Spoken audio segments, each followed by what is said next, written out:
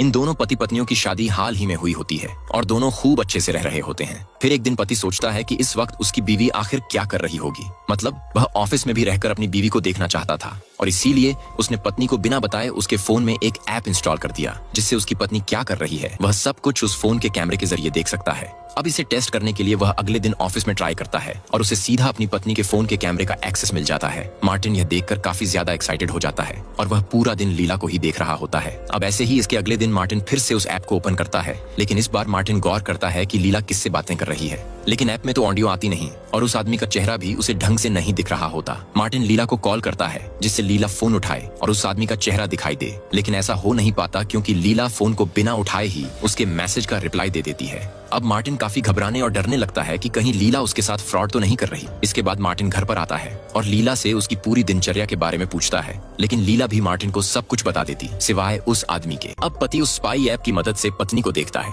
वो देखता है कि उसकी पत्नी किसी से हंस हंस कर बातें कर रही है। मार्टिन तभी लीला को कॉल करता है और उससे बेडरूम में रखी एक फाइल के बारे में पूछता है, लेकिन असल में वहाँ कोई फाइल नहीं होती। लीला फाइल चेक करने जाती है। फिर मार्टिन कहता है कि कोई बात नहीं, मैं खुद आकर ढूंढ लूंगा। लेकिन मार्टिन एक चीज नोटिस करता है कि अब लीला थोड़ी डर सी जाती है कि कहीं उसका भांडा फूट न जाए। तभी लीला उस आदमी को जल्द ही वहाँ से जाने के लिए बोलती है। उसी टाइम मार्टिन फोन का बैक कैमरा ऑन करता है और तभी वहाँ से कोई आदमी बाहर जा रहा होता है। मार्टिन सोचता है कि ये वही आदमी है जो रोज लीला से मिलने आ रहा है। अब ये सब देखकर मार्टिन की रातों की नींद उड़ जाती है कि कौन है वो आदमी और उसके साथ लीला का क्या चक्कर है। अब अगली रात मार्टिन चुपके से पत्नी के फोन में उस स्पाई ऐप में ऑडियो का ऑप्शन ऑन कर देता है और घर में चारों तरफ हिडन कैमरा भी लगा देता है। अब अगले दिन मार्टिन लीला को देखता है कि लीला के फोन में किसी का मैसेज आया है। वो आदमी लीला से पूछता है, क्या मैं अभी घर आ सकता हूँ? लीला उससे जल्दी से घर आने के लिए बोलती है। अगले दिन मार्टिन उस स्पाई ऐप के जरिए देखता है कि उसकी बीवी को कोई आदमी मैसेज भेज रहा है और वो आदमी उसकी पत्नी से पूछता है, क्या मैं घर आ सकता हूँ?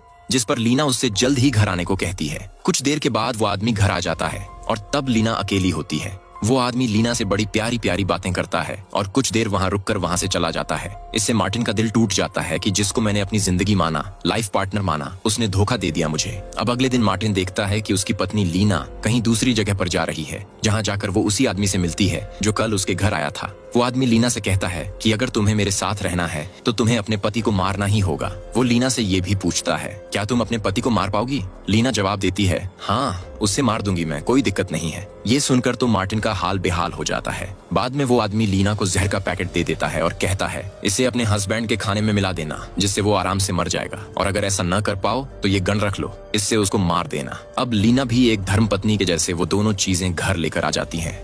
हैरी की माँ अच्छे से मछली बना रही होती है। इसी बीच अचानक उन्हें एक अजीब गंध आती है। वो उस गंध के पीछे जाती है जहाँ उन्हें एक बोरा दिखता है और धीरे धीरे वहाँ और भी गांव के लोग आ जाते हैं। वो लोग उस बोरे को निकालते हैं। उस बोरे को खोलने पर उसमें से एक बच्चा निकलता है। लोगों को लग रहा था कि वो अब नहीं रहा, लेकिन तभी थोड़ी देर में उस बच्चे में जान आ जाती है। ये देखकर सभी लोग वहाँ से डर कर भाग जाते हैं। फिर कुछ लोग हिम्मत करके उसे अस्पताल में एडमिट करा देते हैं। अस्पताल में वो बच्चा अजीब तरह की आवाजें निकालता है और वो बच्चा बताता है कि मेरे पिता के मरने के बाद मेरी माँ ने एक आदमी से शादी कर ली और उस आदमी के साथ भागने से पहले मेरी माँ ने मेरा गला काट कर फेंक दिया। इसके बाद उस लड़के को दुनिया की सारी औरतों से नफरत हो गई। वो सोचने लगा कि सारी औरतें एक जैसी ही होती हैं। अस्पताल से डिस्चार्ज होने के बाद वो लड़का उसी गांव में रहने लगा और भीख मांगने लगा। अब ये सब देखकर हैरी की माँ को उस पर दया आई और उस बच्चे को भी अपने साथ रख लिया। हैरी की माँ ने उसे अपना बच्चा समझकर प्यार दिया, जिससे उस बच्चे को समझ आने लगा कि हर औरत एक जैसी नहीं होती। इसके बावजूद भी वो अकेला रहता। सभी लोग उसे परेशान करते रहते।